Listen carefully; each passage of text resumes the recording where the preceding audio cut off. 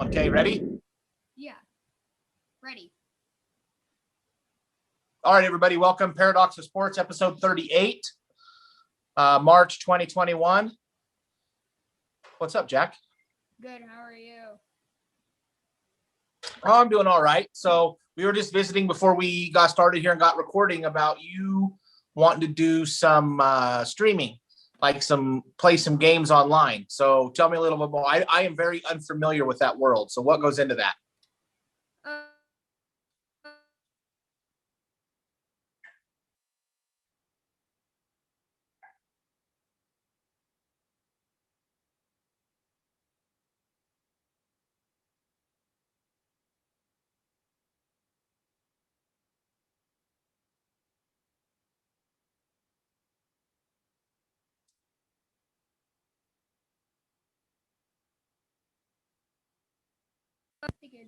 I think it would be a pretty good idea. Yeah, that sounds like something that would definitely work. So, and then do you do that through Twitch or how does that work? You can do it through either Twitch or YouTube. You can create a second YouTube channel, or we could create like a second YouTube channel, or we could change up stuff on Twitch. But I think it'd be easier to do the YouTube because the only thing I'm using for Twitch is watching fan controlled football stuff. Can we do it through the one we have now? Like, could you just set up and play through it, or does it have to be a separate one? It could be a separate, but I don't know. It could be. We could do a separate, or we could just stay on the channel. Gotcha. Okay. But I think it'd be harder to stay on the channel because we already have like the logo for Paradox of Sports and everything. And meanwhile, if I do it on a new channel, we could do the Paradox of Gaming, like a similar concept design of our Paradox of Sports logo. Gotcha. So have everything be under the umbrella of Paradox of Sports, and then have a gaming channel. Yeah. Okay. Like there would be a G instead of the S, if you can see. Oh, Paradox of Gaming. I see what you're getting at. Okay. Okay, that makes sense. Mm-hmm. What else? What did you do this week? Yesterday I had baseball practice, and my brother had baseball practice at the same time and the same place. So do you guys work together when you do that? We did that day, yeah. And then I'm having school and everything like that. Nothing right now. Any big sporting events? Did you watch any big sporting events this weekend? No. Okay. So just chill, nothing. Watch Monday Night Raw on Monday. What happened there? Bobby Lashley is your new WWE World Champion. Oh, wow. He beat The Miz. Drew McIntyre was the champion for a long time until Miz cashed in his Money in the Bank contract and won the world title. And then, like, 8 days later, he lost it to Bobby Lashley. He was trying to, like, stall and stuff. He kept pushing it back. And then there was the main event where Shane McMahon, he brought in a few lumberjacks to make sure the Miz didn't get out of the match. And he won. So when you say he's stalling, like he's stalling within the match, or he was stalling so that the match didn't happen? Yeah, he was stalling the match. He was stalling prior to the match. Oh, okay. So he didn't want to. He didn't want to wrestle. No, because I think he would have wrestled if it was somebody else. But Bobby Lashley is probably the most fit dude you'd ever see. Hold up, I think I could find a picture. I don't know if I'm gonna get shot down for copyright. So I think that actually because I could get shot down for copyright if I. Yeah, we don't want anything to get any blemishes on the record. Literally to the end of the Paradox of Sports. We don't want that. No. So the other big news, which we will get to after the interview, but I want to get your take on, as an 11-year-old young man, is what happened with J.J. Watt and him deciding to go to the Cardinals and end up in Phoenix for, reports are that was the most money that he got from anybody, but I wouldn't say it was probably the best team or the best opportunity he had to win. So we'll talk about that after the interview. Mm-hmm. But why don't you go ahead and tell everyone who you got lined up for tonight? Okay. Introducing Chargers star running back growing up in Eaton, Colorado. He was on the Pat McAfee show yesterday. Austin Ekeler. I'm going to see how long I get older. All right, welcome back to the Paradox of Sports. Dad is filling in for Kevin, who is at work. So, one cool thing about this, other than getting to do a cool podcast with Jack, is being able to tell stories, not just professional athletes and media, but, what makes them special is those with Colorado and hometown connections. And right now we get a chance to talk to a gentleman who is, Colorado, former Eaton Fighting Red. I know that's a little sensitive subject as far as Eaton knocking off, the Lamar Savages in the state football championship. But, he had a great prep career there, went on to do great things at Western State College in Gunnison, and now is tearing it up in the NFL for the Los Angeles Chargers. So please welcome LA Chargers running back, Austin Ekeler. Austin, thank you so much for connecting with us today. Hey, I appreciate that intro, Matt. Yeah, that's what's up. Yeah, shout out to Colorado. Jack, I see you got the Broncos hat on. You guys Broncos fans? Yes. That's what's up, man. Yeah. I like it. I like it. We're Austin Ekeler fans today, though. Hey, I'll take it. I never get upset. People are like, "Oh, I'm a fan of this team." Like we need that. We need that to keep the league healthy. We need teams or fans of all the teams. So it's all good. Yeah. First question, you grew up in Eaton. Talk about your time growing up in a small town and your start in football. Yeah, so I grew up, like you said, in Eaton, Colorado, and I did a lot of sports growing up. When I was your age, I played soccer, baseball, I wrestled, basketball, football, and then when I got older, I started running track, and so I kind of did everything I could. Everything I get involved in and had the time for, I was in it. And then obviously with school too. And then, as you get older, you have to start, getting more selective.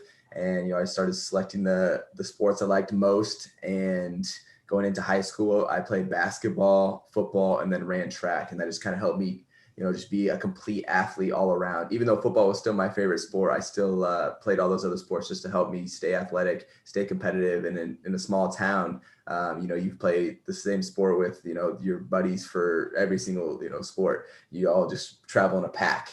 And so basically I played with the same team since I was in kindergarten. As long as I can remember, I had the same people on my team. So we built a lot of good chemistry, knew all of each other's strengths and weaknesses. And like, for instance, for me, my strength was football. My weakness was basketball, but my other friends had, strengths in basketball. So it was actually a really cool dynamic that we had. And yeah, just grew up super competitive. The town really supported us, which was great. And, I don't have the story of, everyone doubted me. Like my town was very supportive of, things I was trying to accomplish and really pushed me to the next level, just mentally, for me to have confidence. But yeah, I love little Eaton, Colorado. It's a little farm town, little 2-stoplight town, where it really taught me, how to work hard, all my social skills, teamwork and things that I use in my daily life today. How often do you make it back home? Probably now it's been a while. So, probably like once or twice a year, I'll be back around that area. And now my family lives in Windsor now. Okay. So now I'm out in Windsor. My little brother's grown up. He plays football at Wyoming. So, he's out of there as well. Seems like a lot of people are moving to that Windsor area. It's really Windsor, starting to blow up. Windsor and Severance is really blown up. Yeah. Where are you guys located, if you don't mind me asking? Are you in Denver? So we're here in Pueblo. So you're in Pueblo? I know Okay. You're definitely familiar with us. So, oh yeah. Well, I know that's a couple questions Jack will have for you. You attended Western Colorado University. Was there any other colleges you were looking at? So there was a couple of colleges that were recruiting me, but they're all Division II. So, and no Division I schools gave me any type of look, even though I went to all the camps around me. I went to CSU's camp, I went to UNC's camp, I went to Nebraska's camp. And even even at my senior year of high school, I had like 2,300 rushing yards and 43 touchdowns. So it's like I couldn't have done any more. Like I have scored like 5 or 6 touchdowns a game, man. Like come on. And I had no love from any D1 school. So I had to accept it. It is what it was. And so I had to move on and try to take advantage of the opportunity in front of me. And it was some smaller schools, Division II schools around Colorado. A few from Nebraska, I think Shadron and maybe one other. But they recruited me as, an athlete. They didn't really want me to play running back. They said, hey, we want to come in and see how you fit on our team. They really liked me, but I wanted to play running back because that's what I had done forever. And that's what I wanted to continue to do. And Western finally was the team that came to me and was like, hey, man, we want you to come play running back out of school. And so that helped me make the decision to go there. And also they ended up having a couple of my buddies from high school as well that who were obviously telling me that it was the best place in the world, just because they wanted to be on their team. So that I'm sure influenced me a little bit too. And so I ended up going up to Western and having my 4 years up there. What was it like playing in Pueblo against CSU Pueblo?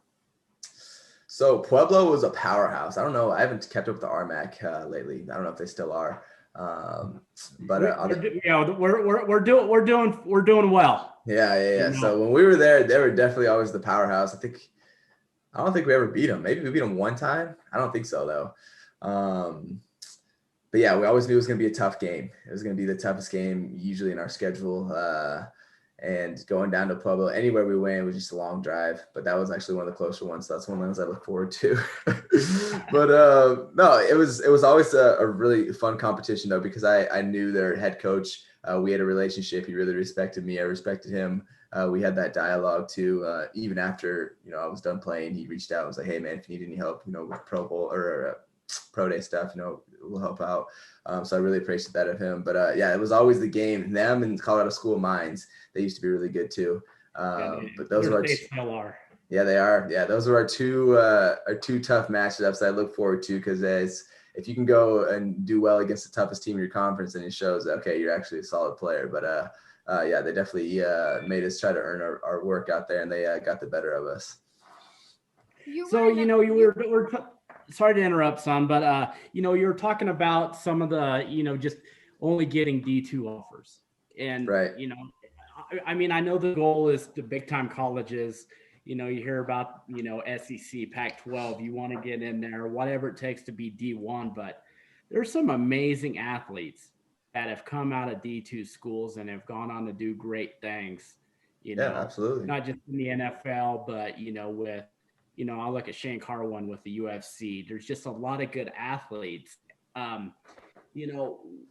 What are scouts missing? When they're not focused on D2, really strong programs, because there's a lot of D2 athletes that are, competing and really contributing at the next level. Right. I think it's different for a lot of different players. I think in my situation, they didn't realize how my mind is so determined on my passions and how I actually come in and work. That's not anything you can measure. You can't measure someone's heart and how really into what they're doing they are, and how much they're willing to go through and train and make themselves better. And then even if you do, and you can measure that, at a smaller school, usually there's not as many resources and there's not as just much media attention to get that out there to the public. And so it's really hard to recruit from the smaller schools because of that, because they're not getting that coverage that the bigger schools are getting. And then the town's usually not as big either. So it's really hard. CSU Pueblo is a bigger town. I feel like they, have a lot of love. They even have their own pro day over there. It's just, they get more coverage. And so there's so many different factors that play into it. And so it's really up to, the individual talent to actually get themselves out there, do the work and everything they can to put themselves in a situation where they can get noticed, whether that's playing well, that's what you have to get noticed. And then it's okay, now where do I get my connections? And actually, I'm talking with my head coach. I'm talking tell them about my goals and I want to go to the NFL. I need to, start sending stuff to scouts, things like that. And so it's really comes down when a smaller school, a lot of that, notoriety you're going to get is on yourself. It's on your own shoulders. It's not going to come from, you're on Sports Center. That's not how it works. And so it's not that they're missing it. It's just Well, it is that they're missing it, but it's not their fault. I would say it's just because there's only so many scouts and there's only so much coverage. So if you're coming from a smaller school, it's going to be a lot more on you to get yourself noticed. You were an undrafted free agent who signed with the Chargers. Talk about your start there. Yeah, my start there, I was basically, like I said, my mindset was just all in on what I was doing. And, I finally got signed to the Chargers after the draft, and that was the only thing I could think about. And that was the only thing that was on my mind. And I was just ultra focused on that situation and making the most out of that situation.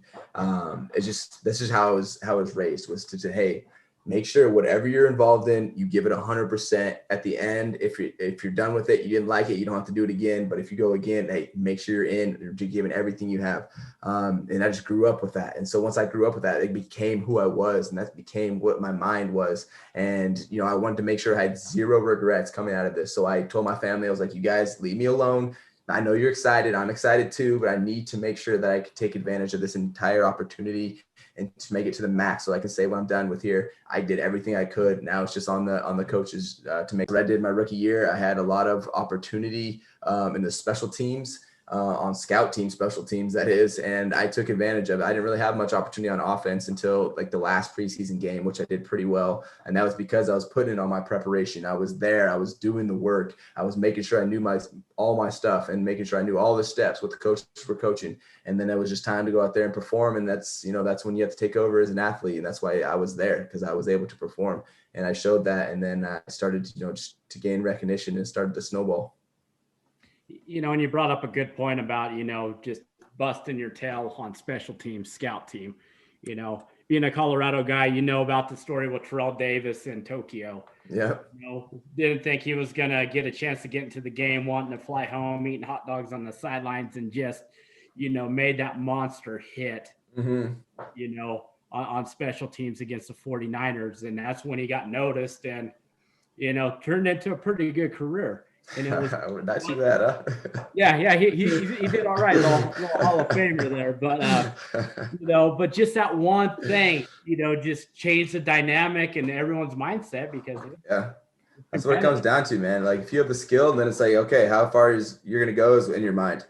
It's are you slacking on your training? Are you staying focused? How locked in on, how bought in are you actually? And it starts at a younger age, man. If you can get these principles learned at a young age, it becomes who you are as a person when you get older. If you're really locked in, if you're committed to the things you do, if you're not, slacking on your diet, on your workouts, on just your studies in school. Like in school, I got good grades. I was academic All-American 3 times in a row. Like everything that I did, I was like, I'm doing this to the best because this is the only shot that I have. I don't get this time back. I can't go back. I'm already in this space. I put myself in this situation, and that's kind of been my mindset. And that's who I've become, and that's what's moved me forward.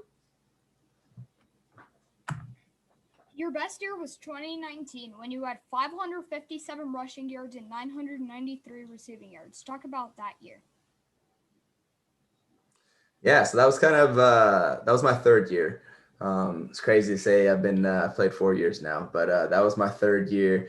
Last year should have been my best year, but blew up my hamstring. I was on track, but my third year, it was a year Melvin Gordon ended up holding out in the beginning of the year, which gave me some opportunity to show like, hey, can this kid actually, take the starting role? And, from that, I kind of just blew up from there. It was just like, hey, this kid actually is legit. He can actually play at this level. And then, Melvin ended up coming back, which I actually liked. I was like, get my guy back because my body is hurting. If anyone in the NFL plays running back, we hurt. It was just the position. So we need help for sure. That's why there's 3 running backs on the roster for one spot usually.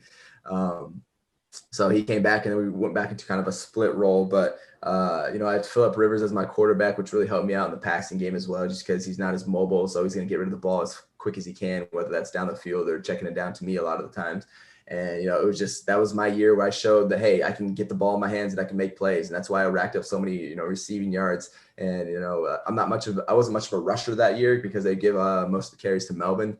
But then I did show that, I can run the ball as well. And that's why I got the role that I got, my 4th year in 2020.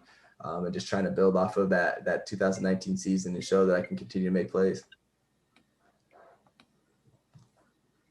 Talk about your charity work with the Austin Ekeler Foundation, where you plan to provide Santa Barbara High School a new gym. Heck yeah, man. So the Austin Ekeler Foundation, I started it because I wanted to help places that didn't have as many resources, had a need for a resource. And Santa Barbara High School is a perfect place because they're really just not funded well. Just as far as all their funding comes from basically donations for their amount of students that they have is like 2,200. And they had, I think, one and a half gyms. I call it a half because it was really run down, and so they really had a need for gyms. They had like 12 different sports, so you can imagine the timing on that. And I had a different connect over there that was like, hey, like we want to do this project, the Hutton Parker Foundation, and we partnered up and provided them a gym. And it was the Austin Ekeler's first project, which really made me happy because it was a gym. And that's kind of where I started to learn, teamwork, social skills, how to work hard, and things that I talked about have been applied to my life and other aspects besides sports. And, I'm providing a resource there where I'm hoping some kids can, have that as a resource for them that does the same how it did for me. And then, going forward into future projects, really looking to help in the Inglewood area out in California, just to help try to make this place a better place. That's where our new stadium is, and it's really run down. There's really just not a good reputation as far as Inglewood goes. And so it's just going to take people that are just willing to care and actually want to put effort towards getting this place to be a better place and help people that are in the area to have a better life and have resources so they can take advantage of to better themselves. You are the founder of the Gridiron Gaming Group, where you help athletes build gaming communities. Is there any way I could get involved in that? Anyway, Jack wants to become a member of the Gridiron Gaming Group, huh? Jack, you play any games or what? Yeah. What are you playing, man? I play a lot of Madden, Call of Duty. All right. Yeah, I love it. So, hey, here's what we can do with the Gridiron Gaming Group. So I'll give you a little rundown of what it is. So do you know what Twitch is? Yes. Yeah. So I have a bunch of other NFL players. I have a NASCAR driver. I have just athletes right now. We're looking to get some more influencers in there, just people in Twitch. So we stream on Twitch. And what we do is we have more of an interactive community where we like to talk to people in the chat. So if you type in our chat, we're talking to you. We're playing games. Sometimes, like for me, I'm just hanging out and doing giveaways. I'll send you like a signed card if you win one of my giveaways, things like that. It's just a way for us to interact with people like you. It's kind of like this, but there's just a lot more of you. Where we're just having a dialogue, and you can come in and chat. I can't see your face, but you can come and chat to me, and I can start to, you hang around long enough, get enough of my streams, I got to start to build this relationship with you, and I start to recognize who you are. And so that's what Gridiron Gaming Group does. We help other athletes that are trying to get into this space of building their brand and connect to people like you, Jack, and just say what's up so you can kind of be a part of our lives in a different way. And so we can provide some content, play some games with you, which makes us happy, and it makes you happy, and we're all happy. Do you play on PS4? I play on PC. And then I have an Xbox. Are you a PS4? Yeah. Oh, he's on the wrong side. No, I played. You're good, man. Some of my guys have a PS4 though. I know like Justin Jones, he's one of our D tackles. Mike Williams, he's on PS4 as well. One of our receivers. Okay. Yeah. Who was your favorite football player of all time? Ooh, see, I didn't really watch football growing up. I wasn't around sports growing up unless I was playing the sport. Like as far as watching, my family didn't really watch sports. So it was kind of like, I grew up in a very like cowboy, like type of way. Like I used to be a bull rider, fun fact for you. Like I used to ride bulls. Like, I don't know if they even still do that, in the rodeos and stuff like that. But that used to be my life. And so we didn't really watch sports unless I was playing.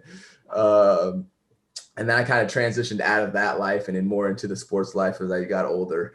But yeah, I watched a lot of the Cornhuskers. I was a Nebraska fan. That's because I had a family member that coached over there, so we'd watch him and his games. I didn't even watch the NFL until about my junior year of college, and that was because I was like, hey, I have a legitimate shot at going to the NFL. So I'd watch the Super Bowls, playoff games, stuff like that. But I don't really have a favorite player growing up. And here's another fun fact that we just now thought of. You're actually the third bull rider that we've interviewed. Really? On this podcast. So we had the opportunity of two-time bull rider, PBR world champ Jess Lockwood. Okay. Dalton Reisner used to ride bulls, but he quit when he was 10. Yeah, I quit when I was pretty young too. I was like, this is not for me. Well, Jack's grandfather, Big Jack, he rode bulls until into his 50s. Really? Wow. Wow. So he was straight up in the country life. Oh, yeah. Former He's bought in. senior bull riding world champion. Wow. Good for him. Let's go, Jack. Let's go, Grandpa Jack. I see you. Nice. Love it. I love it. All right, buddy. What else we have as we get ready to wrap up here? What was the greatest moment of your football career? Greatest moment. Wow. Hopefully I haven't had it yet because hopefully I get a Super Bowl. So, but as far as greatest moment now, I would probably say there's a few good moments. There's a moment where I scored the game-winning touchdown in overtime. There's my first run ever against the Eagles in week 3. I scored a touchdown. It was like 35-yard touchdown. That was a great moment. Making the team was a great moment. I feel like all those, probably making the team because that's really what set me off for, just more opportunity. And so I'll say even getting signed though. What's more important, getting signed or making the team? I feel like making the team. They're both high up there. I have a lot of great memories, man. Well, Austin, we definitely appreciate you taking the time. I know we're here in Broncos country, but we certainly wish you nothing but success, this season and moving forward. And then hopefully things will get back to normal. And next time you're, Sure. playing at, Mile High Stadium, we can come up and see you and Let's go. And cheer you on. So yeah, I appreciate that. Success, and appreciate you taking the time out to connect with us here on the Paradox of Sports. Yeah, thanks, Matt. Thanks, Jack. All right, we want to thank Austin Ekeler for taking some time to chat with you and the executive producer. He at work today, I had just jumped over to McAfee after the yak, and I recognized the guy on the interview, and I was like, holy crap. So that's a good get. You're booking guests within 24 hours of Pat McAfee. So you're on the right track, Jack. So staying with the football world, do you care? Do you follow, or do you give a dang about JJ Watt going to Arizona? I think that was actually not that good of an idea. Why? He could have signed with the Steelers, where his brothers Derek and TJ were playing.